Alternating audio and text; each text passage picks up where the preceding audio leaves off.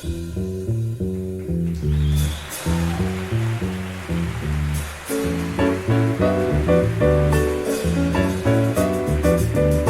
evening and welcome to Writers on Writing. I am your host, Dr. Brenda Greene, and we are coming to you from the studio of Medgar Evers College over the airways of WNYE 91.5 FM. Writers on Writing comes to you every Sunday and gives you, our listening audience, an opportunity to hear writers discuss their work, their craft, and their lives. And I'm really, really excited to have with me on the telephone a friend of the Center for Black Literature, a poet and educator, and now a memoirist, Shonda Buchanan. Welcome, Shonda. Thank you so much for having me, Brenda. Well, thank you for agreeing to come, and thank you for writing this really important book. Her new book is Black Indian, a memoir. And Shonda Buchanan was born in Kalamazoo, Michigan. She's the daughter of mixed bloods, triracial, and tri-ethnic African-American, American Indian, and European descendant families who migrated from North Carolina and Virginia in the mid-1700s to 1800s, and then to Southwest Michigan. Black Indian, her memoir, begins the saga of these migration stories of free people of color communities, and it explores identity, ethnicity, landscape, and loss. And for the last 18 years, Shonda has taught creative writing, composition, and critical theory at Loyola Marymount University, Hampton University, and William and Mary College. She also is a Eloise Klein Healy Scholarship recipient, a Sundance Institute Writing Arts Fellow, a Gentile Artist Residency Fellow. She has a number of fellows, and she has received grants from the California Community Foundation, the National Endowment for the Arts, and several grants from the Virginia Foundation for the Humanities. So she really is living the life of the writer and the artist. Her first book of poetry, Who's Afraid of Black Indians, was nominated for the Black Caucus of the American Library Association and the Library of Virginia Book Awards. She's also the literary editor of Harriet Tubman Press. And her second book of poetry, Equipoise, Poems from Goddess Country, was published by San Francisco Bay Press. So you want to find out more about Shonda Buchanan and her life as the educator and artist, just please visit her website. So you are a natural storyteller. You're a poet, and I think many poets are storytellers because they take time to really think about how they use language. Yeah, I agree. It's interesting because I want to say that I feel like I am the least of the storytellers in my family. I have so many, my sister, my brother, my mom, my aunt, the way they tell a story with the inflection and the nuance of the Southwest and just kind of that, the Black vernacular is just amazing. And they just leave everybody probably within 5 minutes crying and laughing, So I tried to, in the memoir, Black Indian, I really tried to capture the inflection of my family and how the way that we tell a story and the language with which we impart the story is an inheritance of the South. And a lot of people don't realize that Midwesterners are basically Southerners who just kind of happen to end up there on the migration trail. Right. Yeah. Let's stay with that theme of the story and how important it is to our tradition and culture.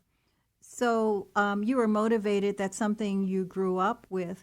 But why is that really important as people who live in this country of America, or as Blacks in America? Why is the storytelling tradition important, and how does it become manifested in our lives and in what we do and how we interact with one another?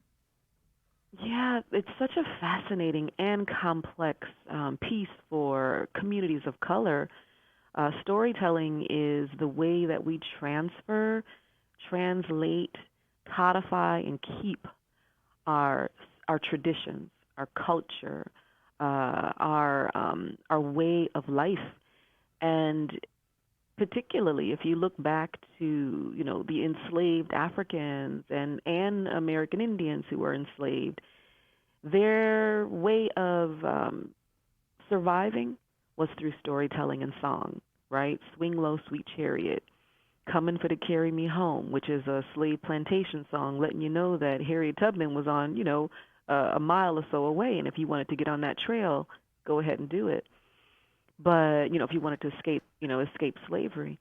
But at the same time, I think that the way that particularly I'll say our myths, and I don't really like to call it myths because we have such a spiritual tradition in our family, but the way that Africans pass down their myths and their lores and just their stories of their deities, and you can see some of that in Toni Morrison's Song of Solomon when she talks about the Igbos who flew away, back from the southern Georgia islands back to Africa, right? And then even in the American Indian traditions, orally we would pass down stories of the creation tale and the Ojibwe and the Odawa, and every one of the American Indian tribes have their own way of passing down stories that showed the formation of a people, right? And it also let us know that we had value. Storytelling was a way to show that we could create our own identities and redefine ourselves outside of what that dominant culture was defining us as, right? So writing was this tool with which we could impart and instill the sense of self and selfhood and continue that on. And I really try to do a lot of that in my book and in my poetry too. Right. You end up in that description, you are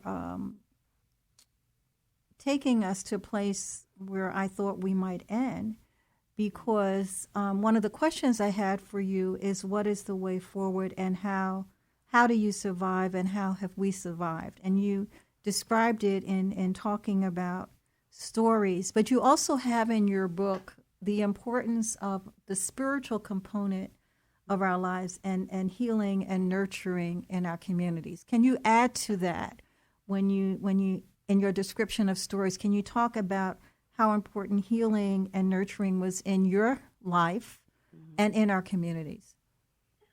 So I will start with saying I am the daughter of a Baptist preacher.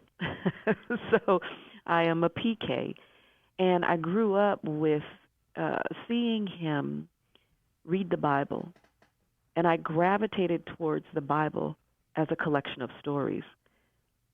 But I also saw the spirituality there, but I was really more important in how people enacted or paid attention to what God said as opposed to what God told them to do.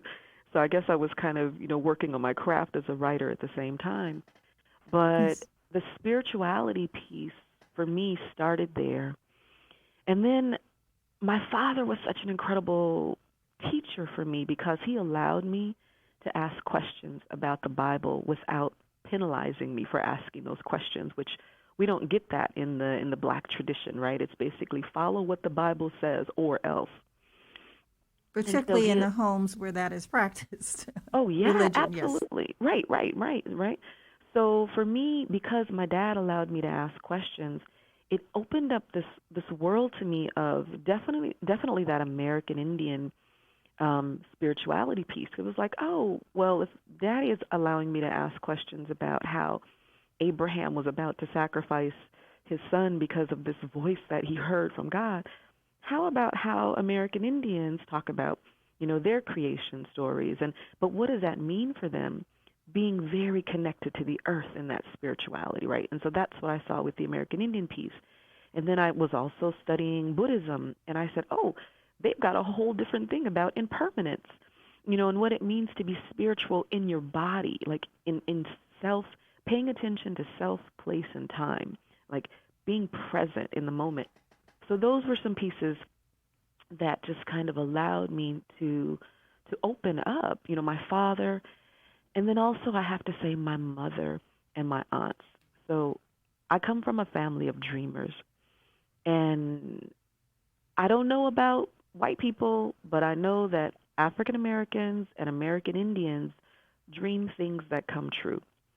Um, and so for my family, we would dream something and then we would start calling people. And I write about this, a section in the book where I talk about this. We'd start calling folks and say, hey, did this happen to you?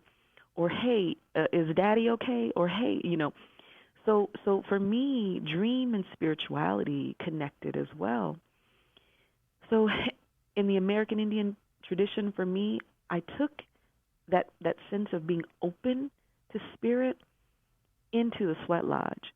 And I first started sweating when I was, my gosh, how many? 20 years now I've been sweating. So my daughter was 9 when I took her, so 28. So at 28 years old, I first started doing sweat lodges. So I had moved from the black church.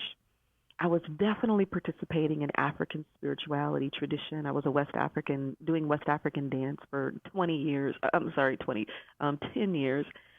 And then I moved into sweat lodges, doing sweat lodges and just being super open to how the ancestors were talking to us. And I really, really felt in my blood that all I had to do was open a channel for them to come through and to say, pay attention because this is how we used to do it. Pay attention because this can help you grow in your life as a person and a writer, as a parent, as a daughter, right? Pay attention. And in the sweat lodge became church for me. I learned so much, so much. But at the same time, I correlate that sweat lodge with the African traditions when we are drumming and when the Ifes are talking about the Orishas, and then that drumming and the music and the song allows those Orishas to appear. And what happens is you get, quote unquote, ridden by one of the Orisha. So as the singing, drumming, and dancing is happening, suddenly something happens, and everyone moves back because it's like, oh, they're being ridden by Ogun, or they're being ridden by Orzuli, or, you know, Yemaya has come through. And it's such a powerful connection to the past. It is, for me, and that's the West African tradition, the East, the South, the North Africans, you know, they have their own traditions as well. But for me, when I see that, I think the blood does not lie. Like the blood and spirit are one, you know, in that moment. So it's so important to kind of pass that tradition down, and the knowledge of this tradition in our oral stories and our lectures as professors, which I do, and then in the work that we write.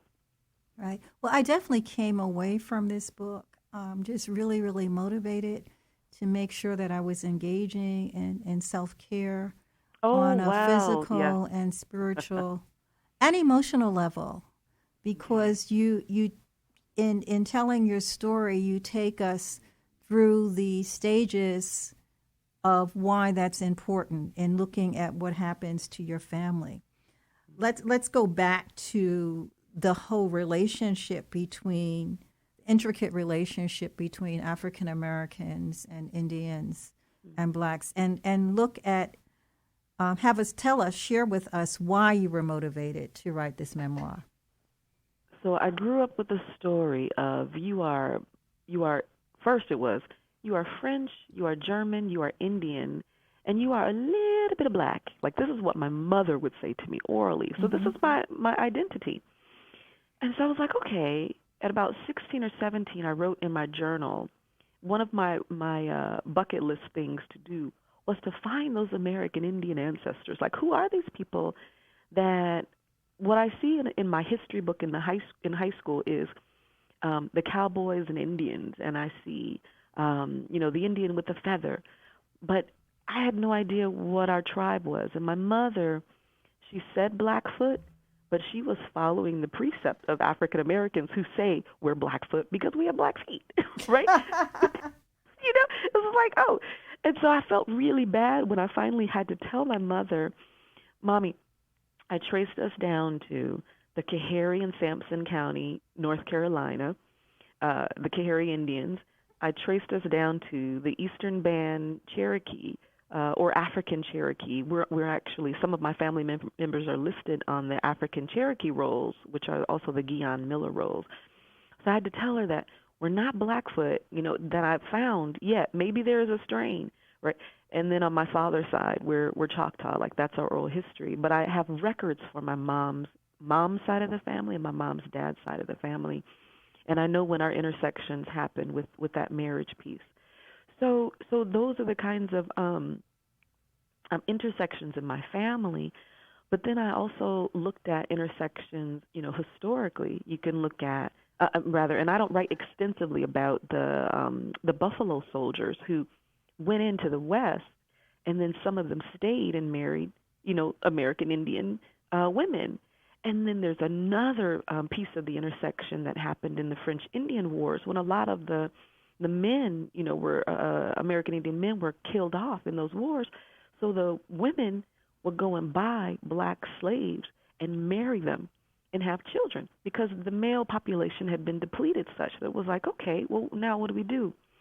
There's another really interesting intersection of red blacks or black and Indian and white too connections in Virginia, where the chief of the Nottoway traced the ancestry of her tribe down to the 1600s and actual recorded intersections of African Americans, American Indians, and Europeans. So those Virginia tribes, the ones who consider themselves Black Indian, the Nottoway, the Cherenhaka Nottoway, and then I don't want to, I'm going to say the Lumbee. The Lumbee are one of the largest North American mixed blood tribes. But I also want to say, and they're probably going to be a little mad at me, but the Halawa-Saponi, the Occaneechi, like those Virginia and North Carolina tribes, visibly you can see the mixture. Like you can see it. And there are people who have done their DNA and who have said, I wish the American Indian showed up in me. I wish it was there. And I was so gratified when I did my DNA and I see 7 generations back, I have my full-blood American Indian ancestor. I thought, well, darn it, I better have some ancestors on this tree because I wrote this book. But those intersections are so important to acknowledge in our public sphere, in our public realm, when we talk about the atrocities, oppression, when we talk about unification, and then also that shared struggle of people of color. The American Indian population have been right alongside us for many, many, many years.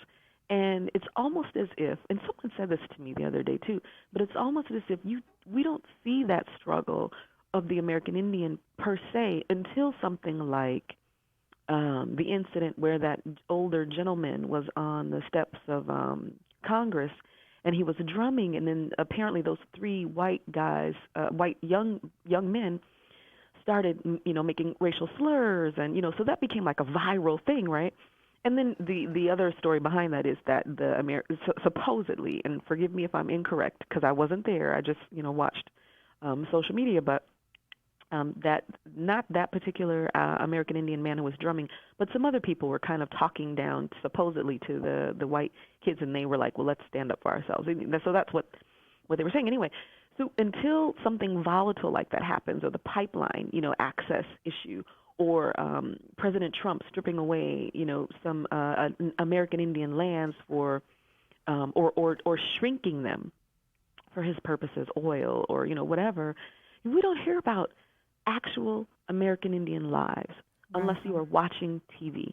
We don't a certain channels, like an actual channel, or listening to an actual radio station. So American Indian women are the most murdered women in our country. People don't know about this. The most raped on reservations. The health inequity is unbelievable. And so when we think about the traditional historical struggles of people of color in this country, those two struggles are neck and neck. Now, we do have, of course, the Japanese and the Chinese inflection because they helped build the railroads. And, they actually, some of them were picking cotton in Mississippi. And how do I know this? Because one of my daughter's great grandmothers is a full blood Chinese woman who married an African slave. So another intersection. Right. You So, are. yeah, I'm sorry. Yeah, you are telling. I mean, one of the things I wanted to point out is that your memoir is not just your personal story, but it's a history lesson. It's historical. It's an historical memoir, and you're teaching and you're demonstrating that now, and you are providing what we call the counter narrative. You're Yes. expanding the master narrative, Yes. and so you've discussed why that it was important, but this whole idea of getting the alternative perspective or the counter narrative. Why is that so important to us in this particular time and space in the United States of America? Oh my gosh, we can just look around us and see how certain elements of, white supremacist culture is attempting to retake and reclaim what they began with, Yes. with enslavement. It's almost like when the research that I have done in this book, sometimes when I turn around or I turn on the radio, NPR, and I'm like, wait a minute, anti-miscegenation, that just happened. Like, people separating peoples or bonding out children. I'm like, wait a minute, they're taking people's kids from the border?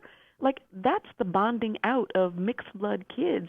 People, who, if a slave master owned a slave and that slave had a child that was a mixed race, the slave owner could actually bond out that child, or they could be fined. I mean, there were so many ways that the legalities of intersections were attempting to strip us of that mixed blood identity. So there are many. Oh my gosh. Why is this important to tell the story now? Because we do not want to repeat the past in a way that leaves us bereft and actually leaves us lacking as an American nation, leaves us without a sense of like human agency, and I think it's for me it's a bit embarrassing sometimes when I travel abroad, when I go to Cuba or when I go to Canada, and people are like, "Wow, what's happening in your country?" Yes, we yes. thought that you were this, and we thought you were that. And I say, history, unfortunately, seems to be reciprocal right now. Things that Yes. happened in the past are revisiting us, but we have to fight it with language. Writers have to. Like, that's our calling, right? Sonia Sanchez, Toni Morrison, Amiri Baraka. We have to take action with our language. If you are not a marcher, Toni Morrison said, write.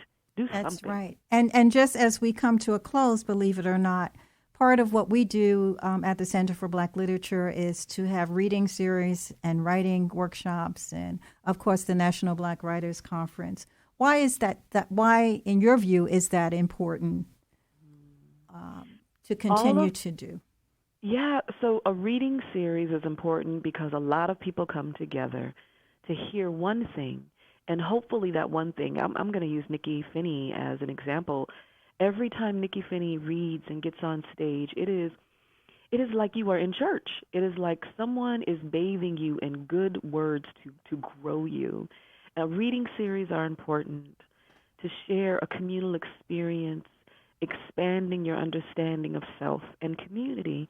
The National Black Writers Conference is a way to codify positively and locate Black writers in a place that is safe for us.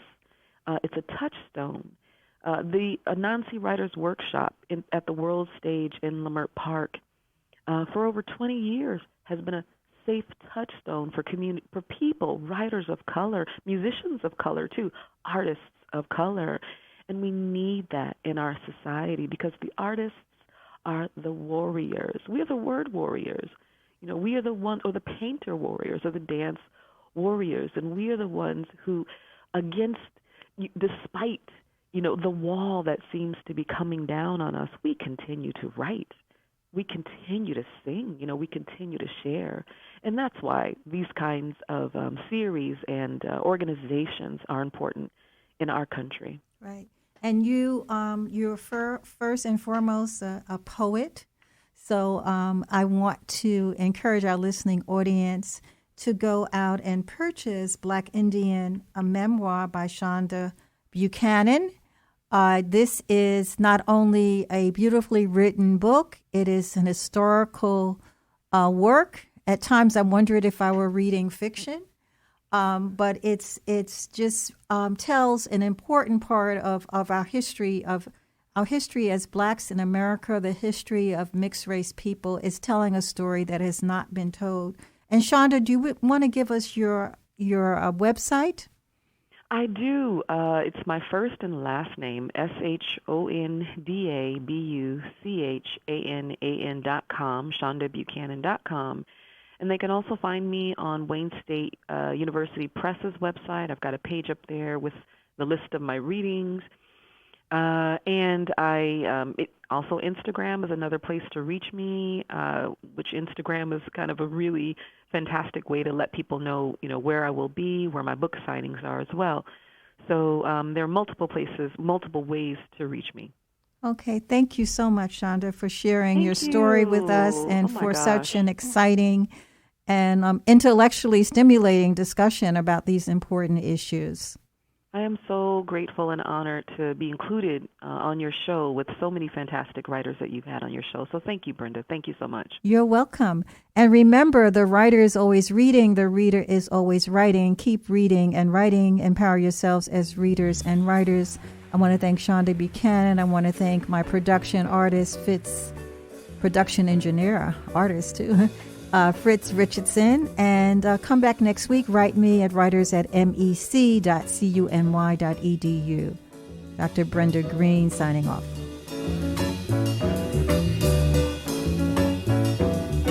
Next song was inspired by a poem written by Langston Hughes. I'm sure most of you have heard of Langston.